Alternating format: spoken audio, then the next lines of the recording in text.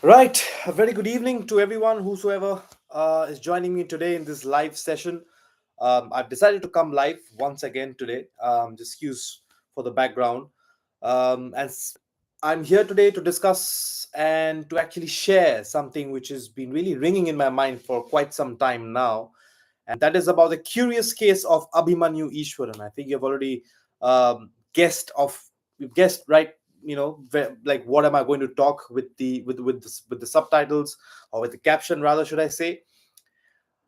The curious case of Abhimanyu Easwaran. Now we should understand, where does Abhimanyu Easwaran come in the frame from? Abhimanyu Easwaran, the cricketer from Bengal, who's been very consistent for Bengal over a decade now, and someone who's not made his India debut yet. He has been an integral part of the Indian squad or the setup since 2022. Again, it was the England tour, or that solitary test match that India played, which was supposed to be held in 2021.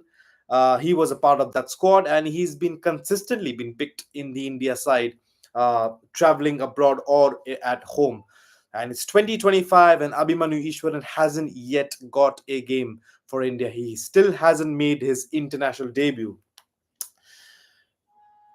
Well, that's a curious case for sure. Now, we had Manoj Tiwari in my podcast, on my channel. If you haven't checked that out, please do go to my channel and check the very interesting conversation between myself and the former Bengal captain. There was a lot of highlights of what goes on in the Indian cricket fraternity, the politics of it, the complications of it, and how the whole procedure is.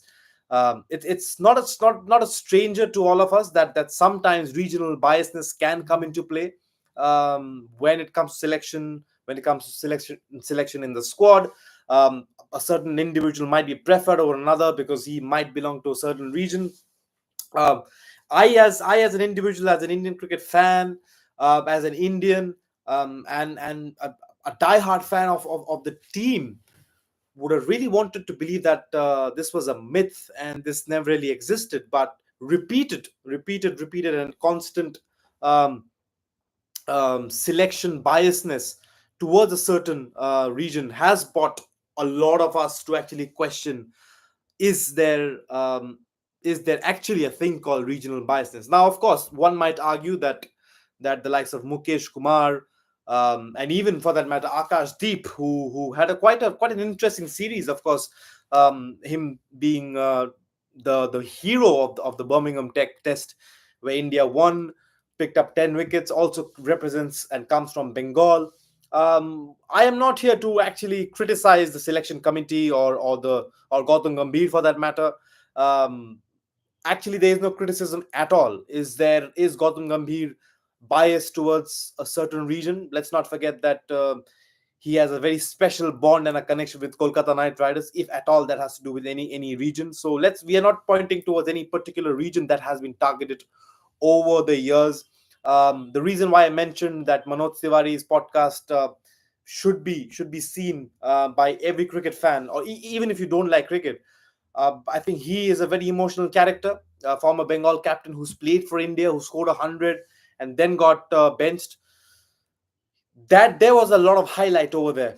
I personally felt being a part of that conversation, not just in front of camera, just being a podcast is basically a conversation, heart to heart conversation. He really opened up a lot, and he did speak about maybe if he was from Delhi or Mumbai, an extra nod could have been given, and that's not something that he said or we believe by fluke, because we have seen repetitive behavior from the selection committee over the years.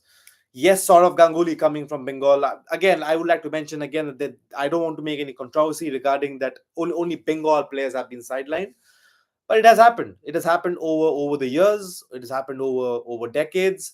When Saurav Ganguly was the Indian cricket team captain, we saw a plethora of Bengal players playing for India, and that's again, good or bad. I would leave it up to you to decide. But the fact is that over there as well, you might say there was a regional biasness, in a good way. That was Bengal cricketers, the likes of, again, Lakshmi Ratan Shukla, who was also a guest in my show. um, Deep Das Gupta. to name a few, really to name a few, who played. Ranade Bose didn't play for India, but obviously was picked in the India squad. Again, a curious case. We went around tours with the Indian team as a substitute fielder most of the times. Pankaj Singh, if you can recall Pankaj Singh, who had to wait a long time to make his India debut.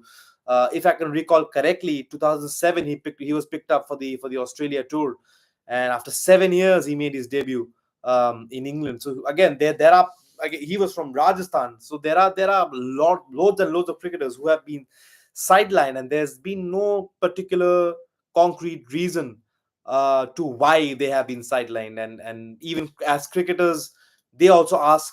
Sometimes they cannot, obviously for obvious reasons they cannot.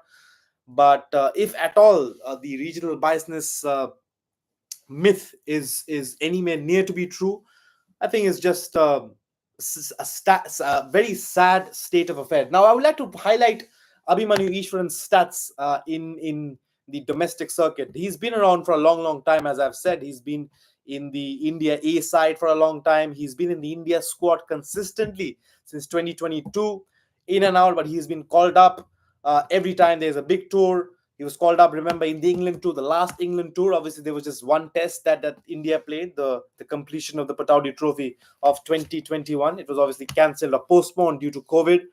Keeping that aside, Abhimanyu Easwaran was a part of the Australia squad, which India played earlier this year and late of last year, and 5 test matches over here as well. Of course, there are many people who might argue and put up a question that what about Kuldeep Yadav, who did not get his comeback test? And I would have loved to see Kuldeep Yadav play in the test series. In fact, I would have loved to see him play all 5 test matches, but that's not how Gautam Gambhir and Ajit Agarkar thought that is how it should be. He was benched throughout the series, and a comeback of Kuldeep is delayed. Let's hope that's true, because I really hope he doesn't really deserve to be dropped again from the test side. Arshdeep Singh, another man who's India's leading wicket taker in T20 internationals, picked up for the tour to England, but again didn't play a game. But Abhimanyu Easwaran, why is this a curious case? 103 matches, 177 innings, 7,841 runs. I repeat myself, 7,841 runs. Very impressive indeed, with an average of 48.7, highest of 233, 27 hundreds and 31 50s, 27 hundreds and 31 50s in the first class cricket for Abhimanyu Easwaran. And he's still, even with such an attractive CV, even with such an attractive record that he has in his bag, still cannot find a place in the Indian team. Yes, Sai Sudarshan was chosen before him, or ahead of him, should I say. But let's be honest, he has disappointed. He has had a great Indian Premier League. But is the IPL performance the ticket, a direct ticket to the Indian Test squad? If it is to be true, I think that's a very dangerous truth that we are facing now. What about cricketers like Abhimanyu Easwaran? You never see players like Easwaran playing in the IPL. But this record I just said right now, again, I would repeat, because it's important for viewers. It's important for us as a community to really understand why Abhimanyu Easwaran deserves that test cap, at least that test cap. I'm not talking, maybe he's not a national T20 player. Maybe T20 is not his forte at all. And hence why he doesn't play in the IPL. Hence why he doesn't get a place or a ticket to the Indian Premier League. Everything has a reason.